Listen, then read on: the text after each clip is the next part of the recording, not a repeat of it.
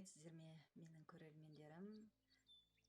Көрермендерім арасында р дыбысын айтуда қиналатын көрермендер өте көп екенін мен байқап жатырмын. Маған жазып та жатыр, көмектес деп көмек сұрап жатсыздар. Сол көмектесу керек адамдарға бүгінгі менің өзімнің видеомды арнамақпын. Үй жағдайында тілімізге массаж жасау. Оны қалай жасаймыз? Міне, барлықтарыңызда тіс жуатын щетка бар, я? Осы щетканың көмегімен, әрине жаңа щетка аласыздар. Осы щетканың көмегімен тілімізге массаж жасайды екенбіз. Ең бірінші массаж жасаудың алдында мынадай таза беторамалды аламыз. Содан кейін тілімізді шығарамыз да ұшына ұстаймыз.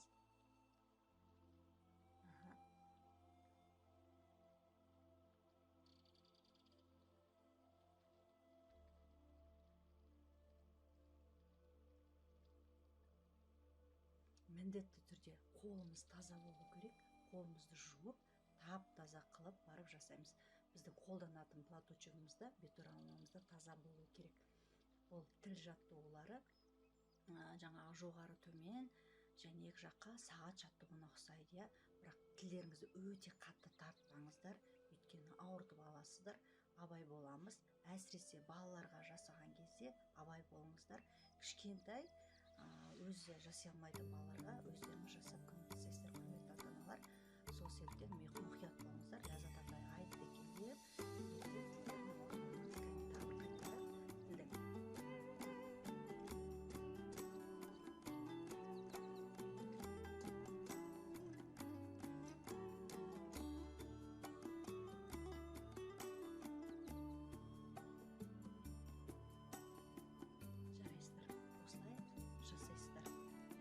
енді щеткамен жасайтын жаттығуға көшейік. Міне щетканы аласыздар. Щеткаларыңыз жаңа міндетті түрде таза болу керек.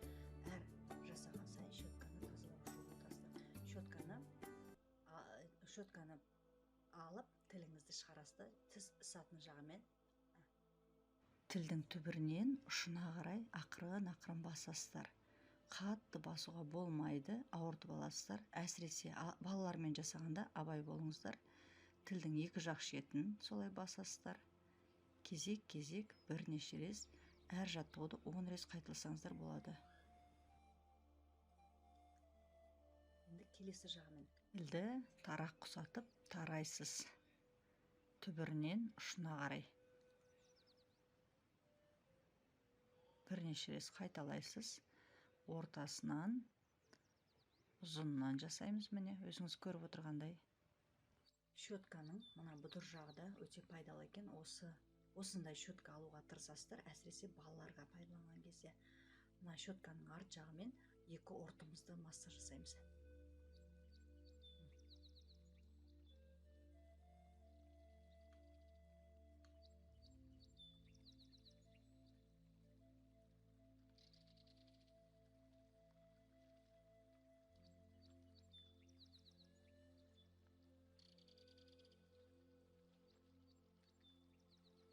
Екі жаққа қарай кішкене кереміз. Өйткені қазір көп адамдар аузын қатты деп ашып сөйлемейді, анық сөйлемейді. Сол үшін де бізде тіл дыбыстарында бұзылыс болып жатыр.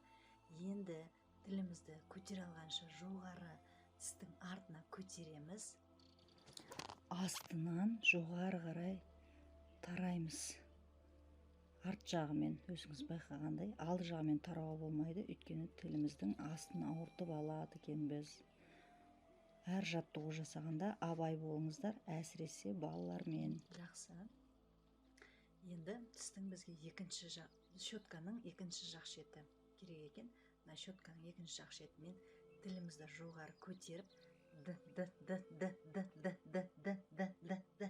деп тұрамыз да, щеткамен астынан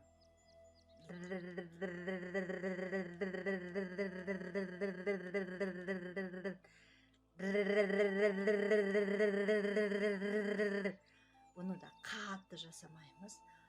Өте қатты жасауға болмайды. Тіліміздің астындағы үзеңгіні ауыртып жібереді екенбіз. Кейбіреулерінде уздечка дейді, бұл қысқа болады. Сол себептен жаңағы р дыбысын айтуға шығармай жатыр, соған да көмектеседі екенбіз. Тілімізді көтеруге тырысамыз. Кәне тағы бір қайталап жіберейік.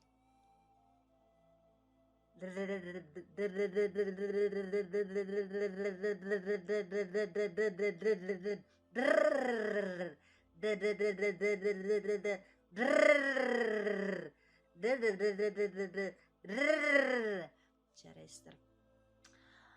Бұндай жаттығуды болмаса өздеріңіздің қолдарыңызды тазалап тұрып жуып, мына сұқ саусақ дейді ғой қазақта, осы сұқ саусақ арқылы да жасауымызға болады екен. Кәне қолымызды, тілімізді жоғары көтеріп д дейміз.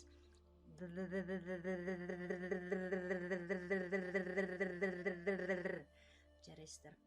Құрметті менің көрермендерім, бүгінгі менің сіздерге щеткамен үй жағдайында жасалатын массажым өте түсінікті болды деп ойлаймын.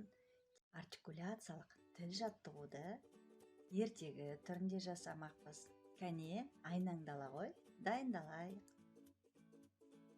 Дайын болса, бастайық. Ертеде, ешкі жүні бөртеде, қырғауылы қызыл екен, құйрық жүні ұзын екен. Ертеде бір кішкентай үйшік болыпты. Ол үйшік қалай аталыпты? Дұрыс, ауыз. Ол үйшікте кішкентай ғана тіл өмір сүріпті. Тіл ерте тұрып, есік терезелерін ашады.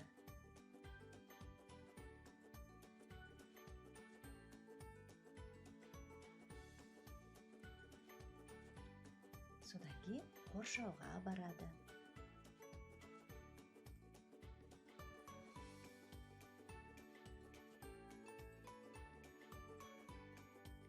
Содан кейін қоршаудың ар жағынан бақа мен пілді көреді.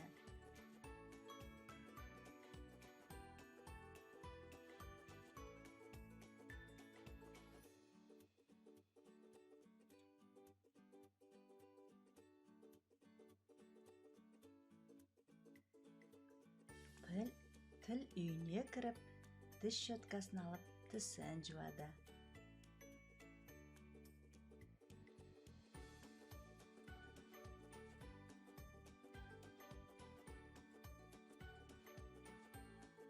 Содан кейін өзінің жақсы көретін күрешкесіне шай құяды.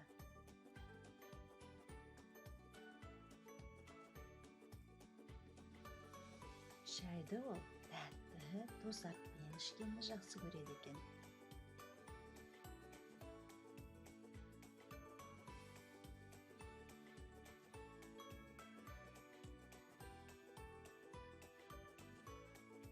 Содан кейін ол сыртқа шығады да, қараса, алыстан бір қайық көрінеді.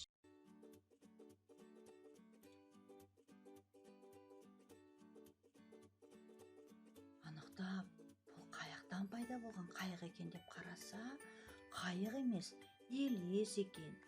Содан кейін ол есіктің алдында жатқан добын ала салады да, әрі-бері теуіп ойнайды.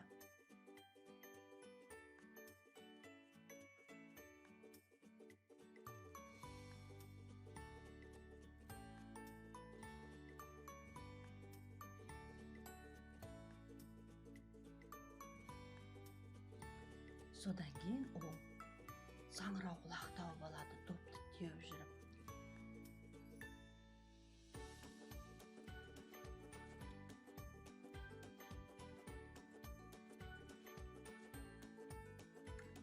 Содан кейін ол есіктің алдында тұрған өзінің жақсы көретін тайына отырып әрі-бері шабады.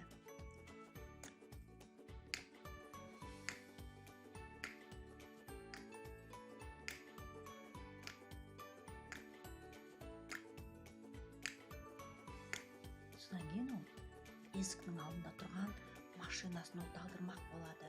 Ол туыстарына барғысы келеді, машинасын оталдырып. Кәне?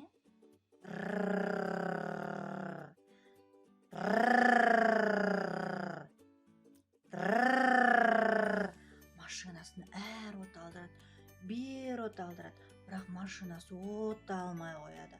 Содан кейін тіл қатты қатты шаршайды да үйіне кіріп ұйықтап қалады.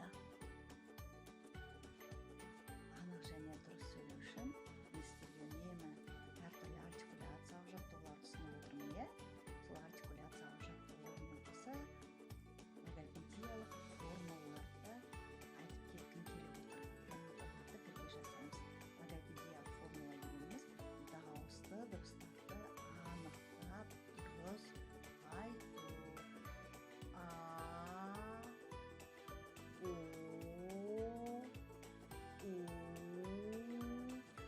А, о, дыбыстарды жақсылап айтсаң, барлық дыбыстарың анық және таза шығады екен.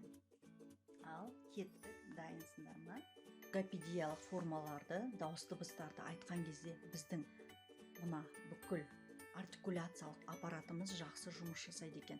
Мына жақтарымыз, ерніміз, тістеріміз, тіліміз барлығы іске қосылады екен. Кәне, бірге дауысты дыбыстарды айтайық. Аузымызды кең ашып, деген кезде мына екі жағымыз екі жаққа қарай ашылғанын байқадыңыздар. Осылай айтамыз. Келесі дауыс дыбыс. Ерніміз жиналып барып, аузымыз кішкене ашылады екен. Жарайсыңдар.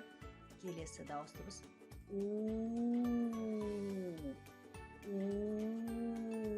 Ерніміз піл жаттығуындағыдай аузымызды, ерніміздің бәрі шошайып, алдыға қарай созылады екен, иә? Жарайсыңдар. Келесі дауыс дыбысымыз. Қараңдар, әдемі тістерімізді көрсетіп, күлкі жасаймыз. Ернімізді қатты созады екенбіз артқа қарай, иә?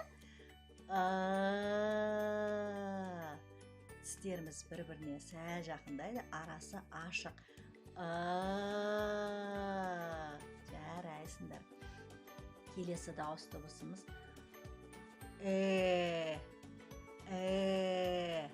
Тіліміз астыңғы тістің арт жағында, аузымыз ашық, артқа қарай, ерніміздің екі жақ шеті артқа қарай шегінеді. Жарайсыздар. Келесі байқағандай тістеріміз қабысады бір-біріне. Қабыстырамыз, кәне бірге.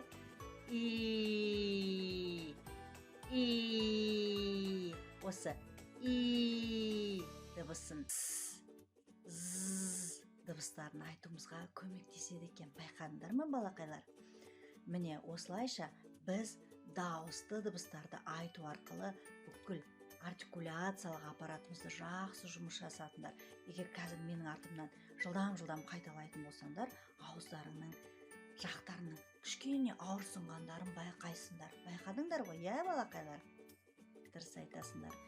Енді осы дауысты дыбыстарға біз дауыссыз л дыбысын айту арқылы оларды жақсы айтуымызға да болады екен. Кәне, менде л дыбысын дұрыс айта алмайтын оқушыларым бар, көрермендерім бар. Соларға көмегі тиіп кетсін. Кәне, бірге айтайық. Ал.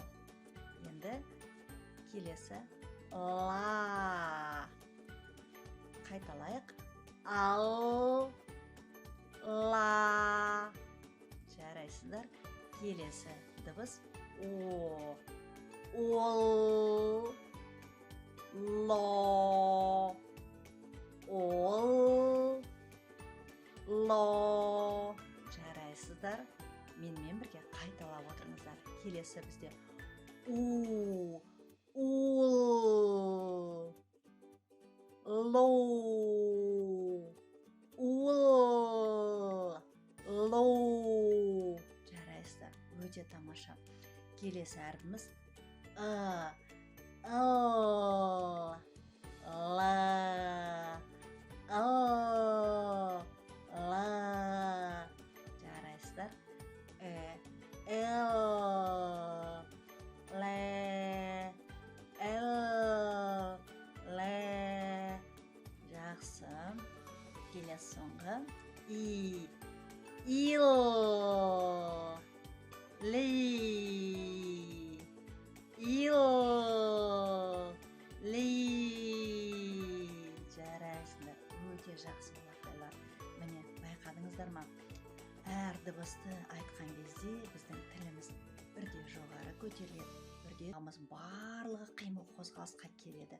Осылай дыбыстарды анық және дұрыс айтуға дағдылансаңыздар, сіздер барлық жерде әдемі сөйлеп, алдыңғы қатарлы оқушылар боласыздар.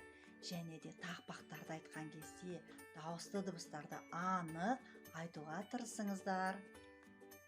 Міне балақайлар, осымен біздің бүгінгі сабағымыз аяқталды.